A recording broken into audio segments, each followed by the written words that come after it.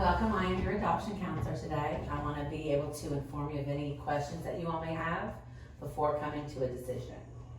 So is there anything I can do to help you answer some questions before making your decision? Just kind of explain what our options are if we decide to go with adoption. So there are two kinds of adoptions you can choose. There's a closed adoption and an open adoption.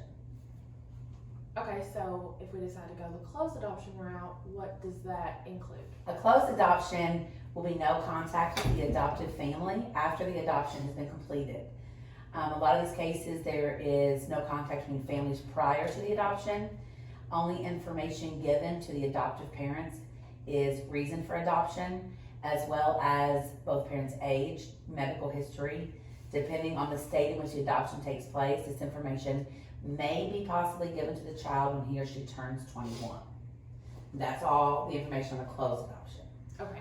Now, an open adoption, well, let me say one more thing. If you choose to do a closed adoption plan without meeting the adoptive parents initially, your plan can be adjusted at a later date. For example, if you don't currently feel comfortable receiving pictures or letters from the adoptive family, your adoption counselor, me in this case, can be contacted at a later time so that maybe we can alter the terms of that agreement. If maybe you come to a point where you're more comfortable with it than you are now. In an open adoption, it's kind of different for every family. The type of open adoption depends on the preferences of the birth family. A few of those options, for example, are choosing the actual adoptive parents, talking with them before the birth takes place. You can invite the family into the birth, or even into the waiting room or birthing room, depending on regulations of the hospital, what you all decide. Additional contact throughout the child's upbringing, such as phone calls, emails, video Skyping, texting, letters, or even sometimes in-person visitations can also be done through an open adoption.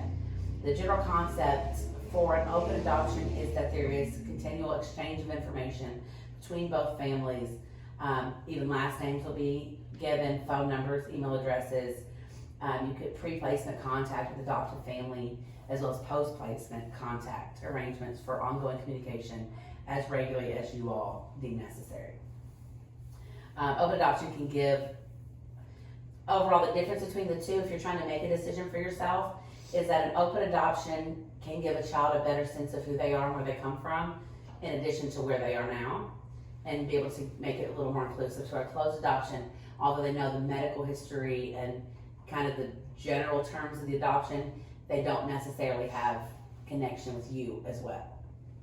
So those are your two options. Do you all want to maybe talk about it for a minute before we make a decision? So an open adoption is going to be better for the child in the long run.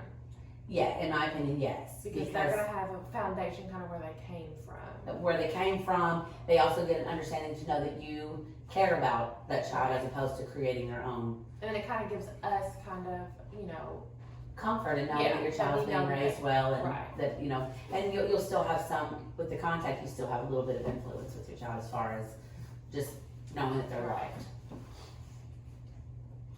What do you think? I think we should do an open adoption.